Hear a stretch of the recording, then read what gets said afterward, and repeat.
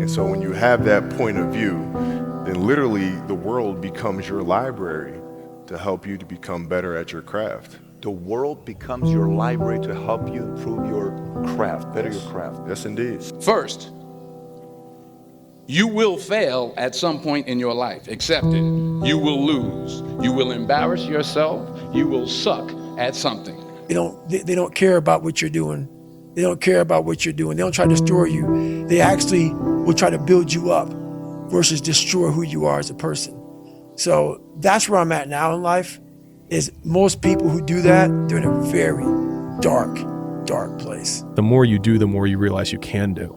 And so what happens is, you're actually, even though you're going pro right now, you're like, dude, next year I'm going pro. Yeah. Because this is now just a minimum standard. Of course I work out 3 days a week. Of course I do 3 podcasts a week. But dude, once we have the reality TV show and we have the full crew and we have the headquarters, like, because then the path gets lit of where you're going to go, because you're so singularly focused and you know you have no other distractions. The attention cost isn't, you're not paying that down anymore.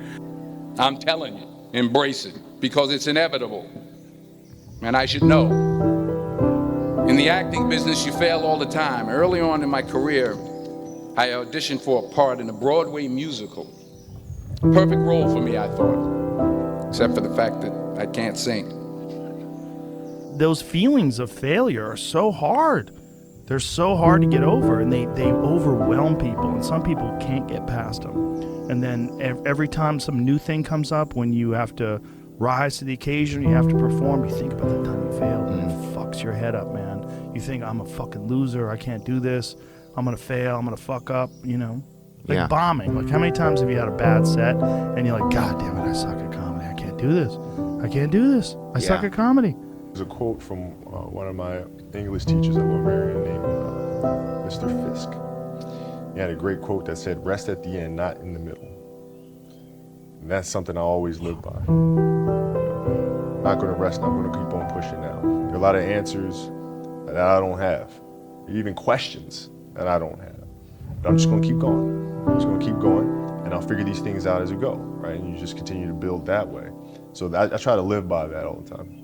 Is that no matter how difficult your circumstance is, if you have, like, the bigger the wall that you have to get through is, as soon as you get past that one big wall, you then can use that wall as the evidence for why you can jump over the next wall, because that will be the biggest one. And so, like, after I did quit my job and left my house and left Baltimore and didn't tell my dad until I was across the country because I was so afraid, like, people think of me as like some big alpha whatever. I was like, I was so afraid of my father's disapproval that I didn't tell him until I physically left the state.